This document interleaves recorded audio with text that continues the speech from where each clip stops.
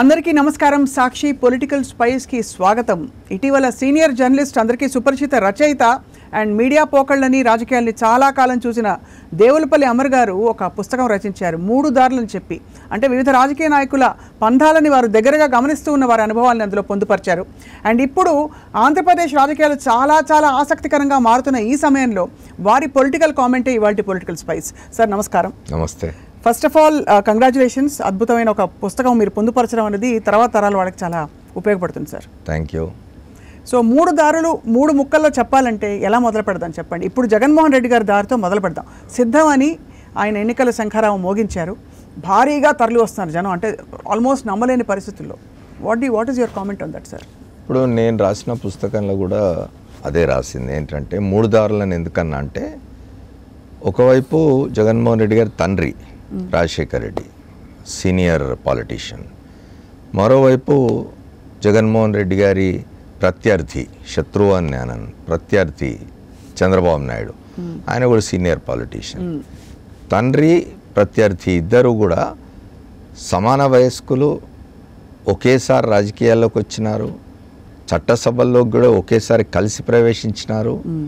కొద్ది దూరం ఇద్దరు మిత్రులు, ఆ తర్వాత దారులు వేరేనాయి. వాళ్ళిద్దరూ రాజకీయాల్లో ఏ దారుల్లో పోయినారు ఆ ఇద్దరి దారులకు భిన్నంగా 3వ దారిని జగన్మోహన్ రెడ్డి ఎట్లా ఎంచుకున్నాడు, ఆ 3వ దారి ఎంత అడ్వెంచరస్, అవును, ఓ సాహసంతో కూడుకున్న యాత్ర లేదా సాహసంతో కూడుకున్న ప్రయాణం ఆయనది. ఆయన ఏది సజావుగా జరగలే, ఆయనకి ఏది కూడా. ఆయనకేమి రాజకీయాలు నల్లేరు మీద నడక కాదు, అస్సలు కాదు. ఆయన చాలా ఇబ్బంది పడితే తప్ప ఆయన రాజకీయాల్లో నిలదొక్కోలేని పరిస్థితి అప్పుడు కల్పించినాయి పార్టీలు. తన తండ్రి రిప్రజెంట్ చేసిన పార్టీ, తన ప్రత్యర్థి నాయకత్వం వహిస్తున్న పార్టీ, 2 పార్టీలు కలిసి తనని ఎంత ఇబ్బంది పెట్టినా కూడా వాటిని తట్టుకొని బయటకు వచ్చి ప్రజల్లోకి వెళ్ళి ప్రజాదరణ పొంది అంతిమంగా తను ఎట్లా సక్సెస్ అయినాడు, ఎట్లా అధికారంలోకి వచ్చినాడు అనే దాంతో ముగుస్తుంది పుస్తకం. చాలా అంటే ఇప్పుడు మనం యాత్ర తర్వాత ఇవన్నీ సినిమాల గురించి మాట్లాడుతున్నాం, మీరు జరిగిన వాస్తవాలని అండ్ మీ కామెంట్ని కూడా అందులో బంధించారు. సినిమాలు తప్పనిసరిగా సినిమాల యొక్క ప్రభావం ఎక్కువ ఉంటుంది, ఎందుకంటే విజువల్ మీడియా కాబట్టి జనం మైండ్స్లోకి బాగా ఇదవుతుంది. అయితే ఏమవుతుందంటే సినిమా కొంతకాలమే, పుస్తకం అయితే చిరకాలం నిలిచి ఉంటుంది. దీనిలో 2 ప్రయోజనాలు ఉన్నాయి ఈ పుస్తకం రాయడంలో. ఒకటేమిటంటే, నేను కొంత అసలు తెలుగు వాళ్ళు 2 రాష్ట్రాలుగా ఉన్న తెలుగు వాళ్ళు ఒకటై ఆంధ్రప్రదేశ్ రాష్ట్రం ఏర్పడ్డ పరిస్థితుల్ని కూడా తడివినాను ఈ పుస్తకంలో. ఆ తర్వాత రాజశేఖర్ రెడ్డి గారు, చంద్రబాబు నాయుడు గారు ఇద్దరు రాజకీయాల్లోకి మొదటిసారి ఎంట్రీ ఇచ్చిన 1978 నుంచి రాసుకుంటూ వచ్చినాను నేను. ఆ ఇద్దరు రాజశేఖర్ రెడ్డి గారు ఎట్లా ప్రయాణం చేసినారు, ఆయన సొంత పార్టీలోనే 20-25 ఏళ్ల పాటు వెయిట్ చేయాల్సి వచ్చింది ఆయన ముఖ్యమంత్రి కావడానికి. చరిస్మా ఉన్న నాయకుడైనా, ప్రజాదరణ ఉన్న కార్యకర్తల్లో, పార్టీ నాయకుల్లో, కింది శ్రేణుల్లో అద్భుతమైన బలం ఉన్నప్పటికీ ఆయన ఏనాడు హైకమాండ్ను కాదనలేదు, విధేయుడిగానే ఉన్నాడు. ఉండి చివరికి విజయం సాధించి అధికారానికి వచ్చినాడు. చంద్రబాబు నాయుడు అట్లా కాదు, ఒకసారి ఓడిపోగానే తన పార్టీ తనకి ఏదైతే రాజకీయ జీవితం ఇచ్చిందో, జన్మనిచ్చిందో ఆ పార్టీని వదిలేసి వెళ్ళి తన మామగారి పార్టీలో చేరి ఆ పార్టీని ఇతరేతరంగా, అంటే న్యాయబద్ధంగా కాకుండా మామని దింపేసి వెన్నుపోటు అని అంటాం, అది చేసి అధికారంలోకి వచ్చి ఏనాడు సొంతంగా ఎన్నిక కానీ ఏ ఎన్నికలు తను సొంతంగా కొట్లాడని పరిస్థితి. అంటే ఇద్దరు ఒకే కాలపు నాయకులైనప్పటికీ ఇద్దరి ప్రయాణాలు వేరువేరుగా సాగినాయి. ఈ ఇద్దరి ప్రయాణాల కంటే భిన్నంగా జగన్మోహన్ రెడ్డి ప్రయాణం సాగింది. అంటే ఇవన్నీ నేను అందులో క్రొనాలజికల్గా రాస్తూ వచ్చిన, అయితే ఇవన్నీ కూడా వాస్తవాలు. ఇప్పుడు ఏమవుతుంది, చాలామంది అనుకోవచ్చు ఏమిటి అంటే, రాజశేఖర్ రెడ్డి, జగన్మోహన్ రెడ్డి ఇద్దరి పట్ల అభిమానం ఉన్నది కాబట్టి చంద్రబాబు నాయుడుకు వ్యతిరేకంగా రాసి ఉండవచ్చు అని. వ్యతిరేకంగా రాసేది ఏం లేదు, ఫ్యాక్ట్స్ ఆర్ ఫ్యాక్ట్స్. దాని ఇప్పుడు ప్రతి వాస్తవం పట్ల నాకు కొన్ని అభిప్రాయాలు ఉంటాయి, మీకు కొన్ని అభిప్రాయాలు ఉంటాయి. మన రాజకీయాలని పరిశీలిస్తూ ఉంటాం. నేను 47 సంవత్సరాలు జర్నలిజం ప్రొఫెషన్లో ఉన్నాను. అవును. ఈ 47 సంవత్సరాలు కూడా నేను రాజకీయాలని రిపోర్ట్ చేసినాను. అంటే బీట్స్ ఉంటాయి మనకు. నా బీట్ మొదటి నుంచి పొలిటికల్ బీట్. అది ఎందుకు జరిగింది తెలియదు, బట్ నేను వృత్తిలోకి వచ్చిన మొదటి రోజుల్లోంచి నాకు పొలిటికల్ బీట్లో ఉన్నాను నేను.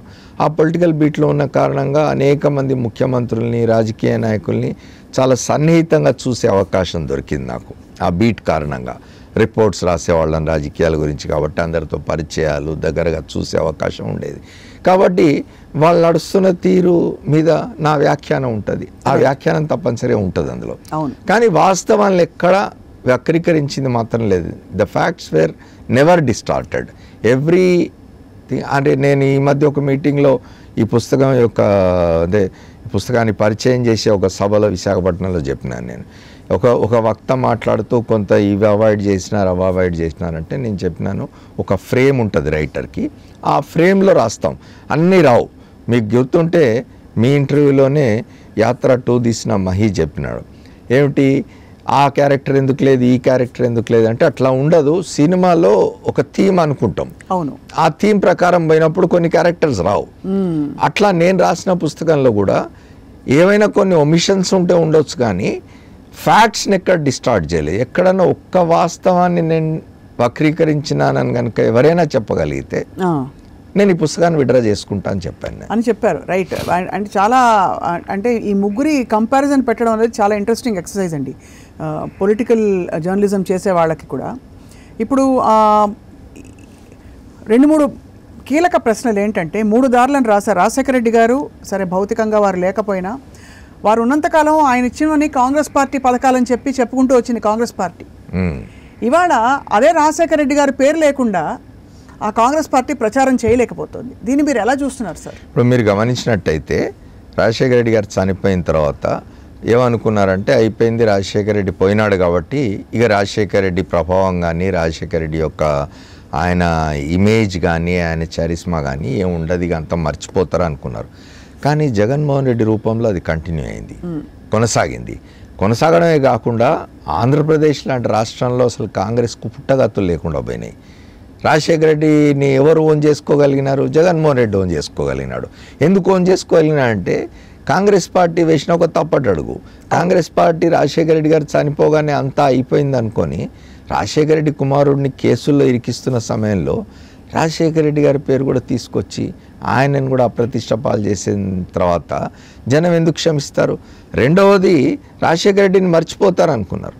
ఇవాళ దాదాపుగా 15 సంవత్సరాలు ఆయన చనిపోయి ఈ పూటకు కూడా మీరు ఒక ఆంధ్రప్రదేశ్లోనే కాదు, విభజిత తెలంగాణ రాష్ట్రంలోకి పోయి చూసినా కూడా ఎక్కడ పోయినా మీకు రాజశేఖర రెడ్డి గారు చేసిన పనులు, ఆయన ఇచ్చిన సంక్షేమం, వీటన్నిటి గురించి ఈ రోజుకి జనం తలుచుకుంటున్నారు. కాబట్టి ఇప్పుడు మళ్ళీ కాంగ్రెస్కు రాజశేఖర రెడ్డి అవసరమైనాడు.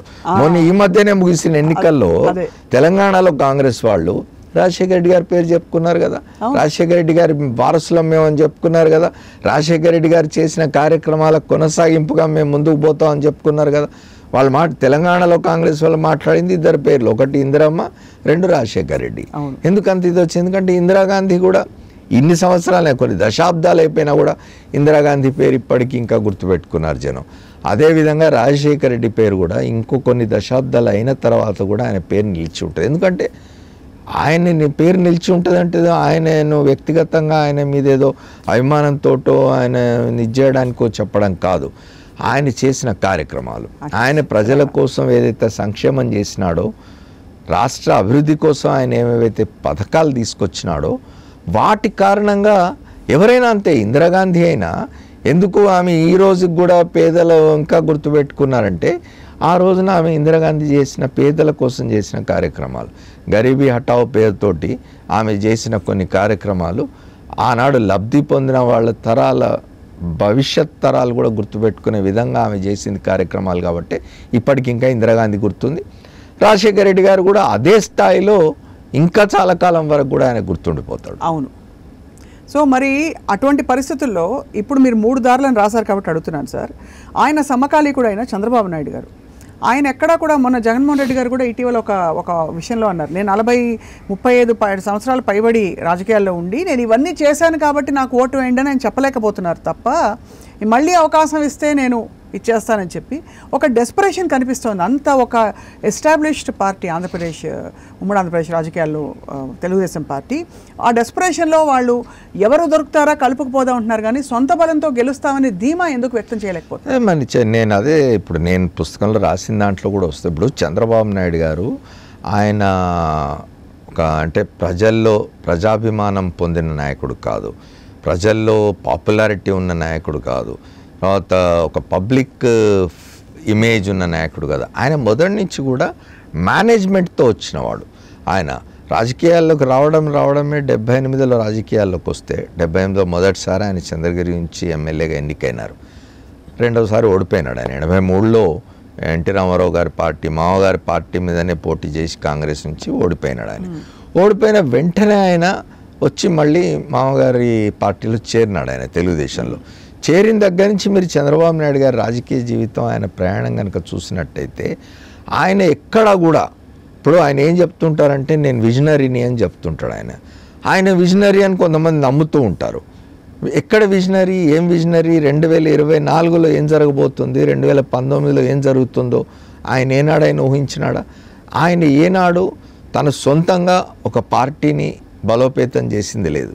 తాను సొంతంగా ఒక పార్టీ పెట్టలేదు, సొంతంగా ఒక పార్టీని బలోపేతం చేయలేదు, లేదా సొంతంగా ఇంకెవరి సహాయము లేకుండా ఏ ఎన్నిక గెలిచింది లేదు. మీరు కనుక తీసుకున్నట్టయితే 95 నుంచి ఆయన ప్రయాణం, అంటే రాజకీయాల్లో ఆయన ముఖ్యమంత్రి అయింది 95లో ముఖ్యమంత్రి అయింది ఎట్లా? మామ దగ్గర నుంచి అధికారం లాక్కొని ముఖ్యమంత్రి అయినారు. 99లో ఆయన ముఖ్యమంత్రి అయింది ఎట్లా? భారతీయ జనతా పార్టీ, అప్పుడున్న ప్రధానమంత్రి అటల్ బిహారీ వాజ్పేయి యొక్క ఇమేజ్. మూడోది అప్పుడు కార్గిల్ వచ్చింది, కార్గిల్ యుద్ధం అంటారు. ఆ కార్గిల్ క్రియేట్ చేసిన దేశభక్తి అవన్నీ కలిసి వచ్చి బీజేపీతో కలవడం వల్ల 99లో గెలిచినాడు ఆయన. 2004లో ఓడిపోయినాడు, 2009లో ఓడిపోయినాడు, 2014లో మళ్ళీ నరేంద్ర మోదీ హవా ఈ దేశం అంతా విపరీతంగా వీస్తున్న టైంలో నరేంద్ర మోదీని తెచ్చుకొని, అంతకుముందు నరేంద్ర మోదీ దేశద్రోహి, అసలు ఈ దేశంలో ఉండడానికి తగడు అని విమర్శించిన చంద్రబాబు అదే నరేంద్ర మోదీని తీసుకొచ్చుకొని ఆయన ఇమేజ్తో 2014లో గెలిచినాడు. 2019లో ఏమైంది? మళ్ళీ ఒంటరిగా పోతే. కాబట్టి చంద్రబాబు నాయుడు స్వయం ప్రకాశకుడు కాదు, ఆయన ఎవరో ఒకరి సహాయం లేకుండా గెలలేడు. ఇవాళ పరిస్థితి మీరు తీసుకోండి, ఎన్నికల ముంగిట్లో ఉన్నాం మనం. మార్చి 1వ వారం మొదటి వారంలో మీకు ఎన్నికల షెడ్యూల్ వస్తుంది. ఇప్పటికీ ఇంకా చంద్రబాబు నాయుడు గారు పొత్తుల్ని ఫైనలైజ్ చేసుకోలేదు. ఆయన జనసేన కలిసిపోతున్నాం అంటున్నారు, ఓవైపు బీజేపీ వైపు చూస్తున్నారు. బీజేపీ వాళ్ళు ఇంకేం సిగ్నల్ ఇవ్వలేదు. సార్ బీజేపీని కలుపుకుపోదాం అనుకుంటున్నారు? బీజేపీకి ఉన్నది 0.8. నేను చెప్పిందే అది మీకు. బీజేపీకి ఆంధ్రప్రదేశ్లో ఓట్లు లేకపోవచ్చు, 0.8% ఓటే ఉండొచ్చు. కానీ జాతీయ స్థాయిలో నరేంద్ర మోదీ ఇమేజ్, నరేంద్ర మోదీ అది ఇక్కడ పనిచేస్తుందని భావిస్తున్నారు. రిలీజన్ ద్వారా తీసుకొచ్చిన, మన ఈ మధ్యన అయోధ్యలో రామ మందిరం చేసి ఇదంతా చేసి క్రియేట్ అయిన, ఆయన పట్ల అనుకూలమైన వాతావరణం అయితే క్రియేట్ అయిందో అది తనకు ఉపయోగపడాలి అనేది ఒకటి. రెండోది కేంద్రంలో ప్రభుత్వం ఉన్నది, ఆ ప్రభుత్వం అండదండలు ఉండాలని కోరుకుంటున్నాడు. సో జగన్మోహన్ రెడ్డి అనేవాడు చాలా స్పష్టంగా మొదటి రోజు నుంచి, తన రాజకీయాల్లోకి వచ్చిన మొదటి రోజు నుంచి చెప్తున్నాడు ఏమిటంటే, నేను ఎవరితోనూ పొత్తులు పెట్టుకోను, నేను ప్రజలు దేవుడు నమ్ముకున్నాను, అంతే. దేవుణ్ణి నమ్ముకున్నాను, ప్రజల్ని నమ్ముకున్నాను. ఇప్పటి వరకు భారతదేశ చరిత్రలో స్వతంత్రం వచ్చిన నాటి నుంచి ఈ రోజు వరకు ఏ నాయకుడైనా మీరు చూపించండి నాకు, నేను ఈ 4.5 సంవత్సరాలు 5 సంవత్సరాల్లో నేను చేసిన పనుల వల్ల మీకు మేలు జరిగి ఉంటేనే నాకు ఓటేయండి అని ఎన్నికల ముంగిట్లో మాట్లాడే ధైర్యం కలిగిన నాయకుడు ఎవడైనా ఉన్నాడా ఈ దేశంలో? చంద్రబాబు నాయుడు గారిని చెప్పమానండి, నేను 2014 నుంచి 19 వరకు ఈ పనులు చేసినాను కాబట్టి ఆ పనులను చూసి ఆ పనుల వల్ల మీరు లాభపడి ఉంటే నాకు ఓటేయండి అని చంద్రబాబు నాయుడు గారు చెప్పుకునే స్థితిలో ఉన్నాడా? 1995 నుంచి 2004 వరకు కూడా 9 సంవత్సరాలు దాదాపుగా నేను ముఖ్యమంత్రిగా ఉన్నప్పుడు ఇన్ని గొప్ప పనులు చేసినాను, వీటి వల్ల మీకు మేలు జరిగిందని మీరు అనుకుంటే నాకు ఓటేయండి అని అనే పరిస్థితిలో ఉన్నాడా?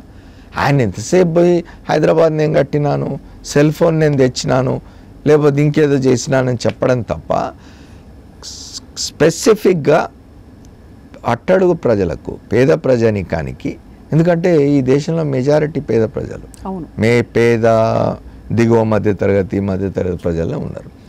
వాళ్లకు నీ ప్రభుత్వంలో జరిగిన మేలు ఏమిటో స్పెసిఫిక్గా చెప్పి, బాబు ఈ మేలు మీకు జరిగిందా లేదా, జరిగితే నాకు ఓటేయండి లేకపోతే లేదు అని ఎందుకు చెప్పలేకపోతున్నాడు చంద్రబాబు? ఎంతసేపు ఢిల్లీ వైపు చూస్తున్నాడు, ఎంతసేపు పవన్ కళ్యాణ్ వైపు చూస్తూ ఉన్నాడు ఆయన. అక్కడే అర్థం అవుతున్నది కదా.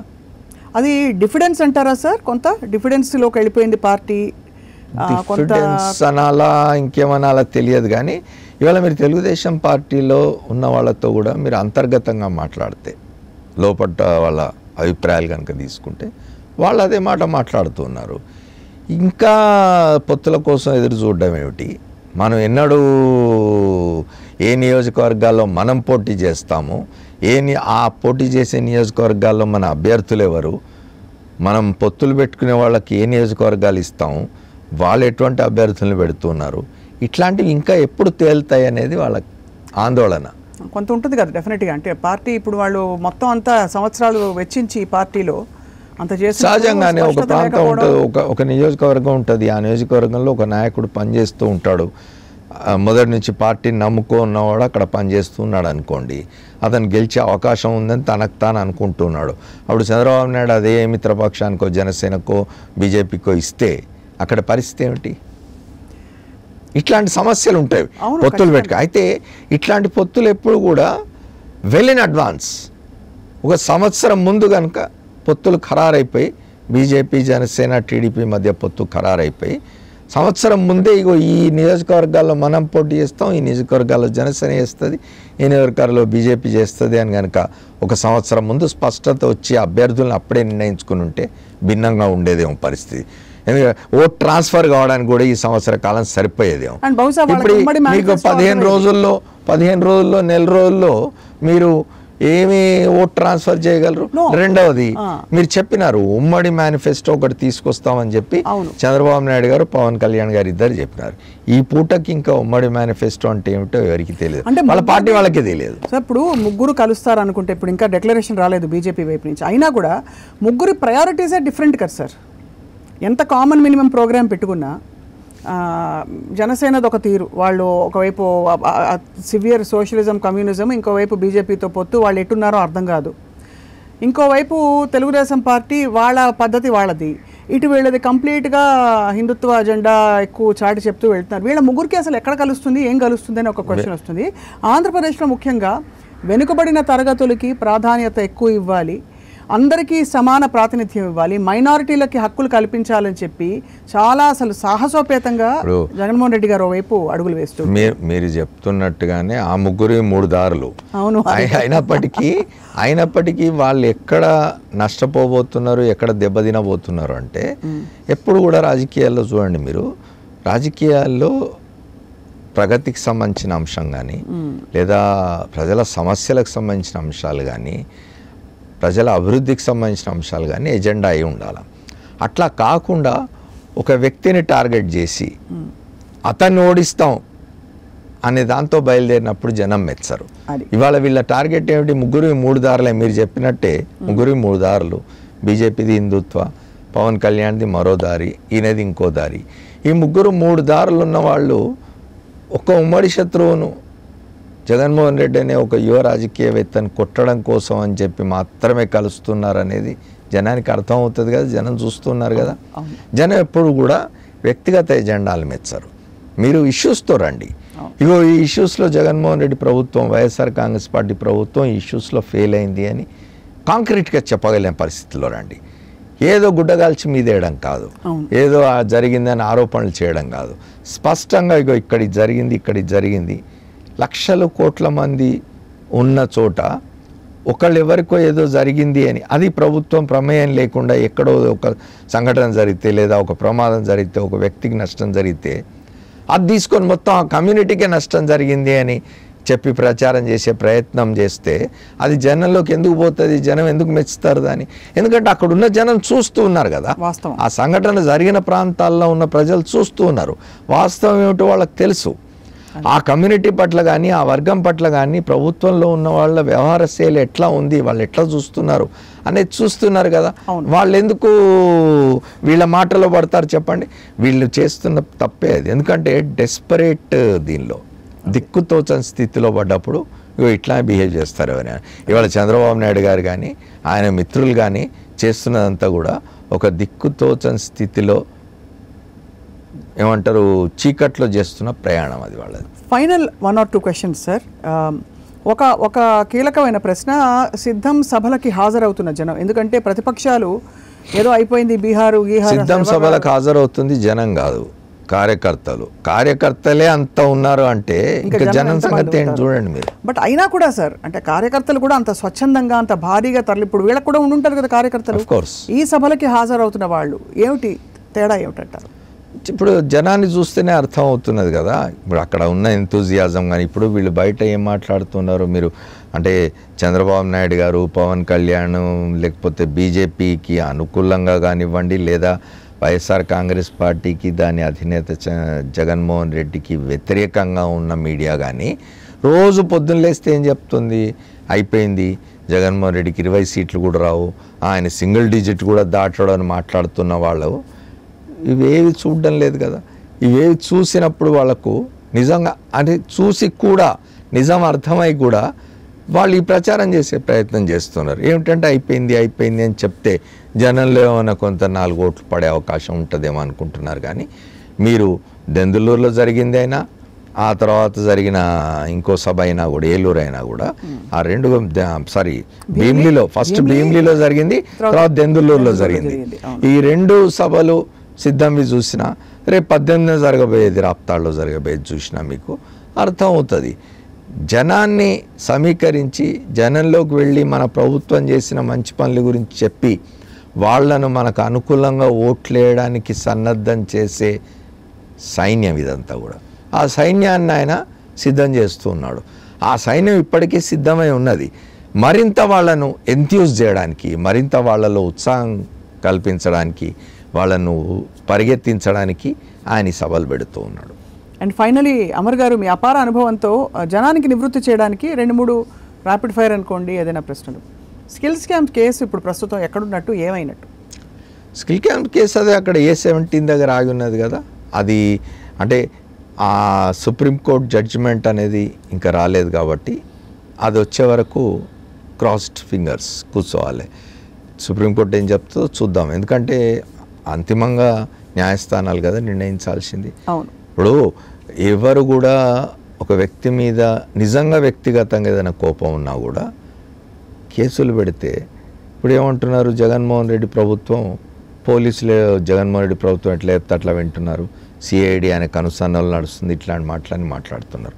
నిజంగానే సిఐడి జగన్మోహన్ రెడ్డి గారి కనుసన్నల్లో నడిచి తప్పుడు కేసు పెట్టింటే కోర్టులు ఎందుకు ఆయనకు జ్యుడిషియల్ రిమాండ్ ఇస్తే? అంటే కోర్టులు కూడా జగన్మోహన్ రెడ్డి గారికి అనుసంధానాలు నడుస్తున్నాయా?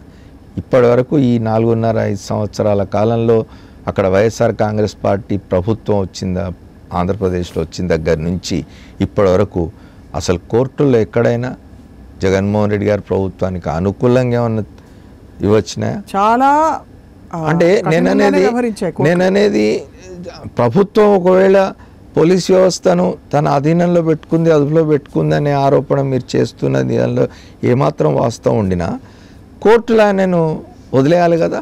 తప్పు మీరు చేసింది అని ప్రభుత్వాన్ని, పోలీసులను అడ్మానిష్ చేయాలి కదా. జ్యుడిషియల్ రిమాండ్ ఎందుకు విధిస్తే కోర్టులు చెప్పండి? సుప్రీంకోర్టు దాకా పోయింది. సుప్రీంకోర్టు కూడా ఈ నేరం జరగలేదనడం లేదు. ఈయనను ఆ చట్టం ప్రకారం అందులో పెట్టొచ్చా లేదా అనే దాని మీద చర్చ జరుగుతున్నది తప్ప ఈయన తప్పు చేయలేదనో, ఆ తప్పు అసలు జరగలేదనో ఏ కోర్టు ఇప్పటివరకు చెప్పలే కదా. చెప్పనప్పుడు ఎవరు ఇప్పుడు అతను అనుభవరాహిత్యం అనండి, లేకపోతే అయ్యో మళ్ళీ అధికారంలోకి రాలేకపోతున్నామే అనే దీనిలో పడి మాట్లాడుతున్నామో తెలియదు. కానీ ఆ లోకేష్ అనే అతను ఎక్కడ పోతే అక్కడ జగన్ జైలు అంటాడు, తన తండ్రి విజనరీ అంటాడు.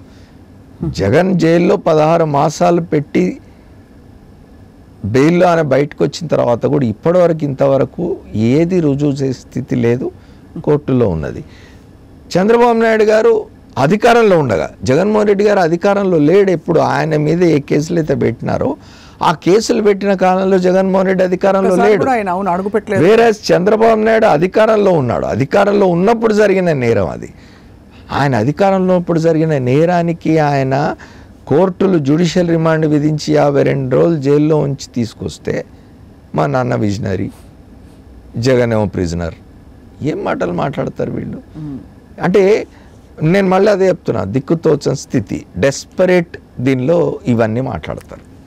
ఇక రెండో ప్రశ్న సార్, చాలా కీలకంగా రాజధానుల అంశం ఈసారి ఏమన్నా తెరపైకి ఒక ఇష్యూ అయ్యే అవకాశం ఉందా ఎన్నికలకు సంబంధించి? It's exactly it's a non issue అండి. అసలు ఎందుకు నాన్ ఇష్యూ అంటే ఇవాళ రాజధానుల సమస్య పరిష్కారం కాకపోయినప్పటికీ వైఎస్ఆర్ కాంగ్రెస్ పార్టీ 2019 మేలో అధికారంలోకి వచ్చిన దగ్గర నుంచి ఇప్పటి వరకు ప్రజలకు ఎక్కడైనా ఇబ్బంది జరిగిందా?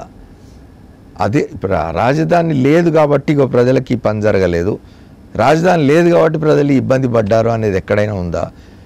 అసలు జగన్మోహన్ రెడ్డి మొత్తం ఈ పాలనా వ్యవస్థలోనే ఒక పెను మార్పు తీసుకొచ్చినాడు కదా. అవును, గ్రామ సచివాలయాలు అనేవి తీసుకొచ్చి గ్రామ వాలంటీర్ల వ్యవస్థ తీసుకొచ్చిన తర్వాత ఒక మారుమూల గ్రామంలో నివసిస్తున్న పేద ప్రజలు కానివ్వండి, వృద్ధులు కానివ్వండి, లేదా అశక్తులే ఉన్న వాళ్ళు కానివ్వండి, ఎక్కడికి వెళ్ళాల్సిన అవసరం లేకుండా వాళ్ళ ప్రతి అవసరం ఇంటి దగ్గరే తీరుతున్నప్పుడు రాజధాని ఉన్నదా లేదా, ఎక్కడ ఉన్నది అనేది how does it matter to the common people? కాబట్టి ఈసారి ఎన్నికల్లో కూడా రాజధాని ఇష్యూ అయ్యే అవకాశమే లేదు. And last but not the least sir, అసలు ఈ విషయం అంతా రాజకీయ మలుపు మొదలైంది కాంగ్రెస్ పార్టీతో. ఇప్పుడు మళ్ళీ కాంగ్రెస్ పార్టీ సీన్లోకి వచ్చి ఏదో ఒక అలజడి సృష్టించే ప్రయత్నం చేస్తోంది, కుటుంబాన్ని చీలుస్తున్నారని చెప్పి రకరకాలుగా మనకి అంటే దీనిపై విశ్లేషణలు వినిపిస్తున్నాయి. మీ అసెస్మెంట్ ఏంటి సార్? కాంగ్రెస్ పార్టీ సీనియర్ నాయకులు ఇన్ని రోజులు చేయలేనిది ఇప్పుడు సడన్గా మేల్కో పక్క రాష్ట్రంలో అధికారంలోకి వచ్చినంత మాత్రాన ఏమైనా ప్రభావం ఉంటుందంటారా? ఇప్పుడు తెలంగాణలో కాంగ్రెస్ అధికారంలోకి రావడానికి వేరే కారణాలు ఉన్నవి. అప్పుడు ఇక్కడ ఉన్న అధికారంలో ఉన్న పార్టీ చేసిన పొరపాట్ల కారణంగా కాంగ్రెస్ అధికారంలోకి వచ్చింది తెలంగాణలో. అక్కడ ఆంధ్రప్రదేశ్లో కాంగ్రెస్ను ప్రజలు శిక్షించినారు. అదే రాష్ట్ర విభజన ఆంధ్రప్రదేశ్ ప్రజలకు ఇష్టం లేదు. రాష్ట్ర విభజన తెలంగాణ ప్రజలు ఎంత కోరుకున్నారో ఆంధ్ర ప్రాంత ప్రజలు అంత వ్యతిరేకించినారు. అయినప్పటికీ వాళ్ళ వ్యతిరేకతను పట్టించుకోకుండా, వాళ్ళను సముదాయించకుండా, వాళ్ళని కన్విన్స్ చేయకుండా కాంగ్రెస్ పార్టీ అధికారం తన చేతుల్లో ఉందని చెప్పి రాష్ట్రాన్ని అడ్డగోలుగా విభజించింది అనేది అక్కడ ఆంధ్ర ప్రాంత ప్రజల అభిప్రాయం. కాబట్టి వాళ్ళు 2014లో 2019లో కూడా కాంగ్రెస్ను శిక్షించినారు. ఒక్క చోట కూడా కాంగ్రెస్కు డిపాజిట్ రాలేదు. ఇప్పుడిప్పుడే కొంచెం ఏమన్నా కాంగ్రెస్ మీద కోపం తగ్గుతుందేమో అని ఆ కాంగ్రెస్ నాయకులు అనుకుంటున్నారు, కానీ ఆ కోపం ఇప్పుడప్పుడే తగ్గే అవకాశం లేదు. ఇంకో 10 సంవత్సరాలైనా కాంగ్రెస్ పార్టీ, ఈలోగా మరి కాంగ్రెస్ పార్టీ కేంద్రంలో పరిస్థితి ఏమిటి, రాష్ట్రంలో ఏం నిలబెడుతుంది? ప్రస్తుతానికి ఏమిటి అంటే మళ్ళీ అదే నేను ఇంతకుముందు చెప్పినట్టు చంద్రబాబు నాయుడు, పవన్ కళ్యాణ్, భారతీయ జనతా పార్టీ వీళ్ళు ముగ్గురు ఎట్లయితే ఒక వ్యక్తిని టార్గెట్ చేస్తూ ఉన్నారో కాంగ్రెస్ కూడా అట్లనే ఒక వ్యక్తిని టార్గెట్ చేస్తున్నది. ఆ వ్యక్తిని టార్గెట్ చేయడం కోసమే ఆ కుటుంబంలోని ఒక వ్యక్తిని తీసుకొచ్చి ఇక్కడ ఆయనకు వ్యతిరేకంగా మాట్లాడిస్తున్నది. దీన్ని ప్రజలు మెచ్చరు. ఇప్పటికే ప్రజలు జగన్మోహన్ రెడ్డి గారి సోదరి షర్మిల అక్కడికి వచ్చి కాంగ్రెస్ పగ్గాలు చేపట్టి ఆమె వ్యవహారం, ఆమె మాట్లాడుతున్న తీరు ఇవన్నీ కూడా ప్రజలు ఏమాత్రం దాన్ని గౌరవించే స్థితి లేదు, ఆదరించే స్థితి లేదు. రైట్. కానీ నిజంగా అనూహ్యంగా బహుశా కథల్లోనో ఎక్కడో ఎవరి గురించో చరిత్ర చదివినప్పుడు మనకి వినేవి ఇప్పుడు అక్షరాల కళ్ళ ముందు జరుగుతున్నాయి. అమర్ గారు, మీరు అన్నట్టుగా ఒక యంగ్ సీఎంని, ఒక యువ నాయకుడిని, 125 సంవత్సరాల చరిత్ర ఉన్న ఒక పార్టీ, 35 years ఇండస్ట్రీ ఉన్న ఇంకో party, 15 years but no effect industry ఉండే మూడో పార్టీ, అందరూ కలిసి ఇంకో 40 ఏళ్ల చరిత్ర బీజేపీ కూడా చేరుతుంది. కరెక్ట్. వీళ్ళందరూ కలిసి ఎదిరించి ఏదో విధంగా చేయాలనే ప్రయత్నం చేయడం అనేది మాత్రం చాలా గమనించవలసిన, అండ్ అన్నిటినీ తట్టుకుని జనం చూస్తున్నారు. జనం అది ఇది ఎందుకు ఇట్లా జరుగుతుంది అనేది కూడా ఆలోచిస్తారు. జనం ఎందుకు ఒక్కడిని టార్గెట్ చేస్తున్నారు ఇంతమంది, అర్థం అవుతుంది కదా. అంటే ఇది వెండెట్టా, కక్ష సాధింపు. ఆయన అధికారంలోకి వచ్చినాడు, ప్రజలకు ఏదో పనిచేసే ప్రయత్నం చేస్తున్నాడు, ఆయన పాతుకుపోతాడు, ఆయన ఎట్టి పరిస్థితిలో ఉండనివ్వకూడదు అనే వీళ్ళ దుగ్ధ జనం అర్థం చేసుకుంటున్నారు కదా. రైట్. అమర్ గారు, చాలా అద్భుతమైన విశ్లేషణ. నిజంగా అంటే జనం మైండ్లో ఉండే కొన్ని గ్యాప్స్ని ఇవాళ మీరు నివృత్తి చేసి మీరు చాలా ప్రశ్నలకు సమాధానం చెప్పారు సార్. ధన్యవాదాలు మీకు మీ సమయం Thank you. ఇచ్చినందుకు. Thank you. Thank you very much. నమస్కారం.